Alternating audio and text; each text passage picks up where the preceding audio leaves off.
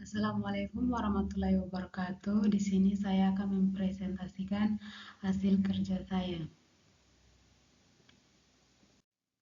Isi presentasi yang pertama konsep dasar, yang kedua pendekatan sampling statistik, yang ketiga sampling PPU, yang keempat sampling variabel klasik, dan yang kelima sampling non statistik dalam pengujian substantif.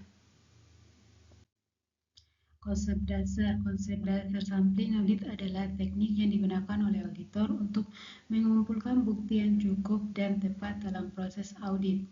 Sampling audit memungkinkan auditor untuk membuat kesimpulan tentang keseluruhan populasi berdasarkan pemeriksaan sebagai kecil dari populasi tersebut.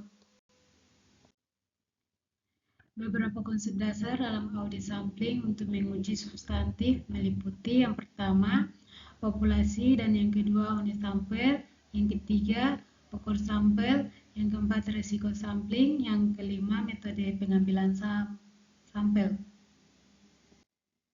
Selanjutnya pendekatan sampling statistik. Yang pertama sampling probabilitas dengan ukuran atau PPU, dan yang kedua sampling variabel klasik.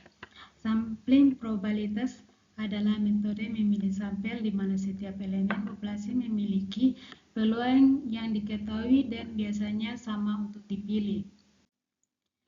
Selanjutnya pendekatan sampling statistik, sedangkan sampling variabel klasik digunakan untuk mengintimasi parameter populasi seperti mean varian atau proporsi atau teori distribusi normal. Selanjutnya, sampling PPU. Sampling PPU adalah suatu pendekatan yang menggunakan teori sampling atribut untuk menyatakan kesimpulan dalam jumlah rupiah, bukan sebagai tingkat deviasi.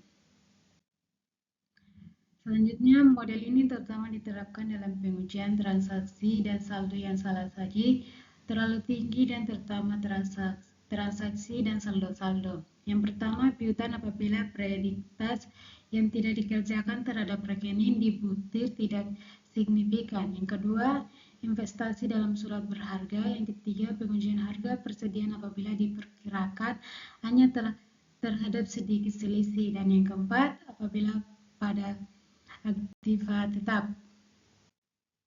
Selanjutnya, sampling variabel klasik, keuntungan dan kerugian pemakaian sampling variabel. Ada dua keuntungan yang pokok.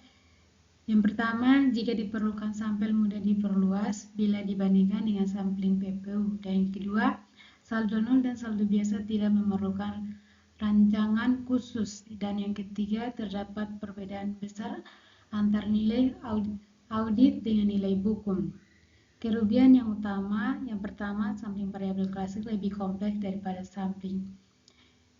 Yang kedua, untuk menentukan ukuran sampel auditor harus memiliki sampling estimasi atas standar devisa dari berbagai karakteristik dalam populasi.